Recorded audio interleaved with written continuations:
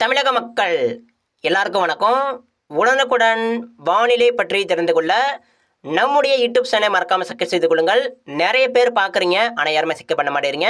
So மறக்காமல் தயவு செய்து ஒரு சப்ஸ்கிரைப் பண்ணி விட்டுருங்க. இன்றைக்கான தேதி வந்து பார்க்கலாம். ஏப்ரல் மாதம் 25/4/2025 ஆகிறது. எல்லாரும் இந்த அறிக்கையை ஸ்கிப் பண்ணாமல் இறுதி வரைக்கும் கேளுங்க, முழுமைக்கும் கேளுங்க. இந்த வருஷம் கேரளாவில் தென்மேற்கு பருவமழை 2025 எப்படி இருக்கும்? அது மட்டும் இல்லைங்க, நம்ம தமிழகத்தில் தென்மேற்கு பருவமழை காலத்தில் இடையிடையே பெய்யக்கூடிய அந்த இடியுடன் கூடிய கனமழை எப்படி இருக்க போது வாங்க பார்க்கலாம். தயவு செய்து ஸ்கிப் பண்ணாமல் இறுதி வரைக்கும் கேளுங்க, மிக முக்கியமானது. இது வரைக்கும் நம்ம சேனல் சப்ஸ்கிரைப் பண்ணாமல் பார்த்தீங்கன்னா மறக்காமல் சப்ஸ்கிரைப் பண்ணாமல் லைக் பண்ணிட்டு பாருங்கள், சரிங்களா? நிறைய பேர் லைக் பண்ணாமல் பார்க்குறீங்க, தயவு செய்து இந்த லைக் பண்ணிட்டு சப்ஸ்கிரைப் பண்ணிட்டு பாருங்கள். இப்போ நிறைய பேர் என்ன சொல்லிகிட்டு இருக்காங்கன்னா, தென்மேற்கு பருவமழை இந்த வருஷம் கேரளாவில் பெய்யாது, கண்டிப்பாக குறையும், இயல்புக்கு மிக அதிகமாக பெய்யாது, இயல்புக்கு குறைந்து காணப்படும் அப்படின்னு சொல்லிகிட்டு இருக்காங்க. இது வந்து எதை நம்புவது, எதை நம்பக்கூடாது, இப்போ வாங்க பார்க்கலாம். கேரளாவில் மழை பெய்யுமா பெய்யாதா, உண்மையான நிலை என்ன? இப்போ நான் வந்து உங்களுக்கு தெளிவாக ஒரு பதிலை கொடுக்க போகிறேன், சரிங்களா? அந்த அறிக்கையை முழுமைக்கும் கேளுங்க. அதாவதுங்க, தென்மேற்கு பருவமழை பொறுத்த வரைக்கும் எப்போதுமே ஜூன் மாதம், அதாவது ஜூன் 1 முதல் சில வருடங்களில் அக்டோபர் வரைக்கும் கூட இந்த தென்மேற்கு பருவமழை நீடிக்கும். தென்மேற்கு பருவமழை காலம் என்பது ஜூன், ஜூலை, ஆகஸ்ட்டு, செப்டம்பர் 4 மாதங்கள். அதாவது இந்த வடகிழக்கு பருவமழை விட இந்த தென்மேற்கு பருவமழைக்கு தான் மாதங்கள் அதிகம். அதாவது வடகிழக்கு பருவமழை எப்போதுமே நவம்பர், டிசம்பர், ஜனவரி முதல் வர வரைக்கும் தான். ஆனால் தென்மேற்கு பருவமழை அப்படிங்கிறது ஜூன், ஜூலை, ஆகஸ்ட்டு, செப்டம்பர், சில மாதங்களில் சில வருடங்களில் அக்டோபர் வரைக்கும் கூட நீடிக்கும். ஸோ இப்போ வந்து நான் என்ன சொல்ல போகிறேன்னா, இந்த வருஷம் தென்மேற்கு பருவமழை காலத்தில் என்ன வேண்டுமானாலும் நடக்கலாங்க. அதாவது இப்போ நிறைய பேர் சொல்கிறாங்க தென்மேற்கு பருவமழை குறையும், பெய்யாதுன்னு சொல்கிறாங்க. இப்போ தென்மேற்கு பருவமழைக்கு இன்னும் நம்ம இந்த கணக்கிட்டால் அந்த தென்மேற்கு பருவமழைக்கு இன்னும் ஒரு நாள் பார்த்தீங்கன்னா, இப்போ வந்து ஏப்ரல் இறுதி தான் ஆகுது, ஏப்ரல் 25 ஆகுது. இன்றிலிருந்து கணக்கு பார்த்தா கிட்டத்தட்ட ஒரு மாதம், 1.5 மாதம் இருக்குங்க. முழுவதும் ஒரு 37 நாட்கள் இருக்கிறது. ஸோ இப்போ இந்த நாளில் பார்த்தீங்கன்னா, இன்றைக்கே நம்ம தமிழகத்தில் பலவிதமான வானிலை மாற்றங்கள் ஒரு நாளுக்கு 5 முறை 7 முறை ஏற்படுது. ஸோ நம்ம வந்து இப்போவே தென்மேற்கு பருவமழை பற்றி ஒரு கணிப்பாக உறுதியாக சொல்ல முடியாது. தென்மேற்கு பருவமழை கண்டிப்பாக குறையும்னு சொல்ல முடியாது, தென்மேற்கு பருவமழை அதிகமாக பெய்யும்னு சொல்ல முடியாது. அதாவது கடந்த சில வருடங்களாக பார்க்குறோம், தென்மேற்கு பருவமழை காலம் என்பது சரியாக பெய்யவில்லை. அதாவது கடந்த வருடம் தென்மேற்கு பருவமழை சரியாக பெய்யவில்லை, அதற்கு போன வருடம் சரியாக பெய்யவில்லை. இப்படி கடந்த 2-3 வருடங்களாக தென்மேற்கு பருவமழை கேரளாவில் சரியாக பெய்யவில்லை. இதான் உண்மை.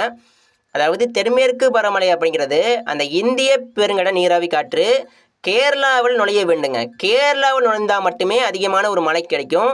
இப்போ பார்த்தீங்கன்னா ரேடார் படத்தை பாருங்கள், நான் வந்து இந்த அம்புக்குறையெல்லாம் போட்டு அப்படியே உங்களுக்கு வந்து புரியும்படி ஒரு மிக தெளிவான ஒரு படம் வந்து அப்படியே வரைபடமாக இணைச்சிருப்பேன்.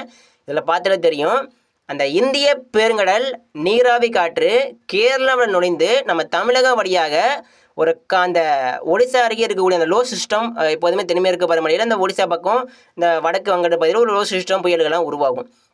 ஸோ அந்த புயல்கள் லோ சிஸ்டம் தான் தென்மேற்கு பருவமழையை வலுப்படுத்துவது.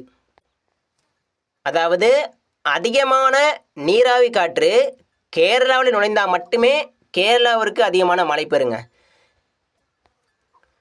கடந்த சில 2-3 வருடங்களாக அந்த கேரளா வழியாக அந்த காற்று நுழையவில்லை.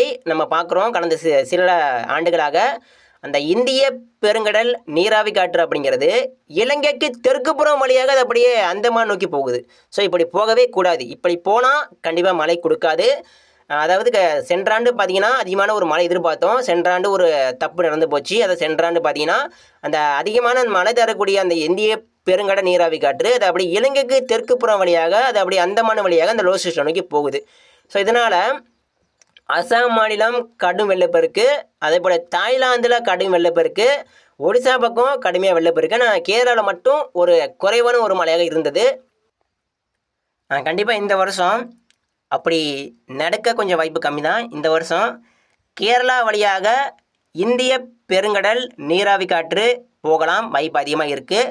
அது மட்டும் இல்லாமல் வட இந்தியாவில் இப்போ பார்த்திங்கன்னா மழை இல்லாத ஒரு பஞ்சம் ஏற்பட்டிருக்கு. வட இந்தியாவில் பார்த்திங்கன்னா இந்த வருஷம் தென்மேற்கு பருவமழை காலத்தில் மிகப்பெரிய வெள்ளப்பெருக்கு ஏற்பட போகுது. வட இந்தியாவில் நாக்பூர், அதே போல் ஒடிசா பக்கம், வட இந்தியா மத்திய பகுதி முழுவதும் அந்த லோ சிஸ்டம் கரை கடந்து உள்ளே போகும்பொழுது ஒரு வலுவான தீவிரமான ஒரு மழை வந்து கொடுக்க போகுது. அது மட்டும் இல்லாமல் காற்று சுழற்சிகள், வளிமண்டல சுழற்சிகள், மழை தரக்கூடிய இந்த புயல்கள், தீவிர புயல் எல்லாமே ஒடிசா பக்கம் இந்த வருஷம் தென்மேற்கு பருவமழையில் அதிகமாக உருவாக வாய்ப்பு அதிகமாக இருக்குது.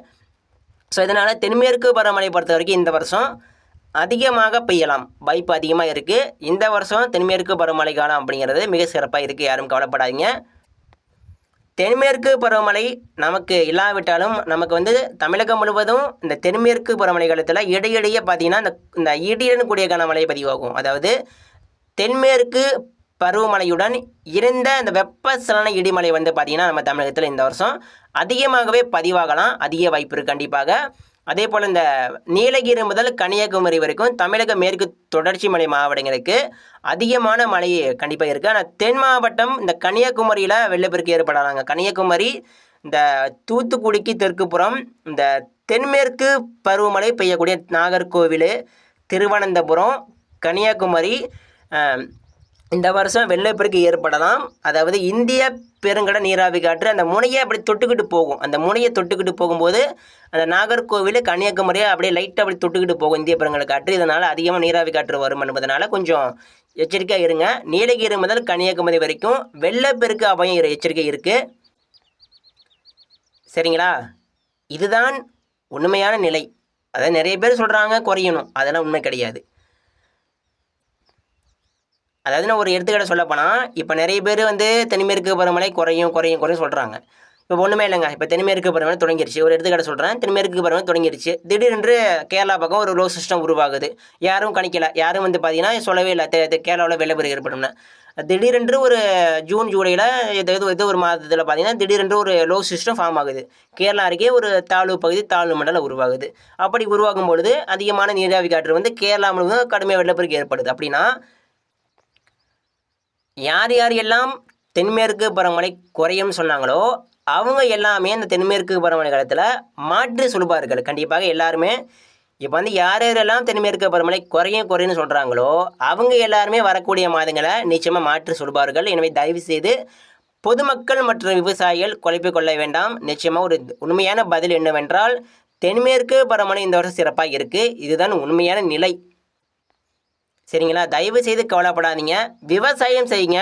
விவசாயம் செய்வதற்கு இந்த வருஷம் மழை காலங்களும் சரி, இடையிடையே பெய்யக்கூடிய இந்த கோடை மழையும் சரி, இடியுடன் கூடிய கனமழையும் சரி மிகவும் சிறப்பாக இருக்குது. தயவு செய்து கவலைப்படாதீங்க, சரிங்களா?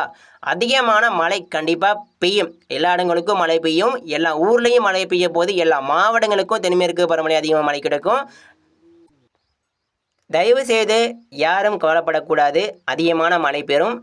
குறிப்பாக இந்த கோயமுத்தூர், பாலக்காடு, வால்பாறை, தேனி மாவட்டம் மேற்கு பகுதி, ராஜபாளையம், கடையநல்லூர், திருநெல்வேலிக்கு மேற்கு புறம், அதே போல் திருவனந்தபுரம், கன்னியாகுமரி மாவட்டம் அதிகமான மழை இருக்குது. வால்பாறை, கோயமுத்தூர், நீலகிரி முதல் கன்னியாகுமரி வரைக்கும் அதிகமான மழை எதிர்பார்க்கலாம் இந்த வருஷம் தென்மேற்கு பருவமழை காலத்தில்.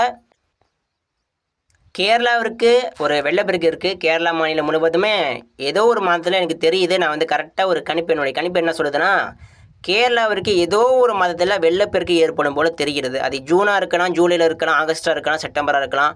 ஆனால் ஏதோ ஒரு மாதத்தில் கண்டிப்பாக கேரளாவிற்கு அதிகமான ஒரு மழை, அதிக மழை பெய்ய வெளுத்து வாங்கும்போது தெரிகிறது.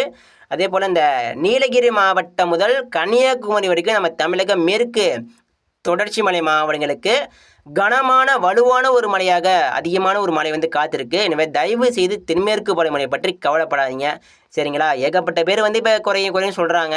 ஸோ இப்போ பார்த்தீங்கன்னா தென்மேற்கு பருவமழை அப்படிங்கிறது இன்னும் ஒரு மாதங்கள் இருக்குது, 1.5 மாதம் இருக்குது. இப்போவே பார்த்தீங்கன்னா ஒரு நீண்ட கால அறிக்கைலாம் கொடுக்க முடியாது யாராலும். இப்போ கரெக்டாக அவங்க சொன்னாலும் அது வந்து நிச்சயமாக மாறும். ஏன்னா வானிலை அப்படிங்கிறது மாற்றங்களுக்கு உட்பட்டது. இப்போ பார்த்தீங்கன்னா ஒரு நாளுக்கு 5 முறை 7 முறை மாறுது. ஸோ இப்போ பார்த்தீங்கன்னா நம்ம ஒரு மாதம் இன்னும் தென்மேற்கு பருவமழைக்கு ஒரு மாதம் இருக்குது. ஒரு மாதத்தில் பலவிதமான மாற்றங்கள் இடையிடையே கண்டிப்பாக நடக்கும். எனவே தென்மேற்கு பருவமழை காலம் அப்படிங்கிறது அதிகமாகவும் மழை பெய்யலாம், மிக அதிகமாக கூட மழை பெய்யலாம். ஆனால் குறைவதற்கு வாய்ப்பு கம்மியாக தான் தெரியுது. சரிங்களா? நிச்சயமாக யாரும் கவலைப்படாதீங்க.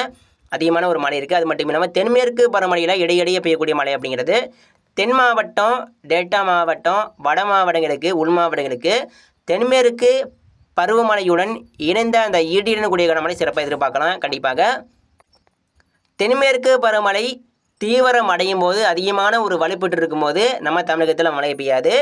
பெரும்பாலும் ஆடி மாதம் வீசக்கூடிய காற்று இந்த வருஷம் அதிகமாக ஆடி மாதம் வீசக்கூடிய காற்று முன்கூட்டி அதிகமாக இப்போ பார்த்தீங்கன்னா ஏப்ரல் மாதமே அந்த மேற்கு திசை காற்று அப்படிங்கிறது தொடங்கியிருக்கு. கண்டிப்பாக இந்த வருஷம் ஆடி மாதம் வீசக்கூடிய காற்று ஒரு 100 கிலோமீட்டர் வேகத்தில் கண்டிப்பாக நம்ம தமிழகத்தில் நிலத்தில் பயணிக்கலாம்.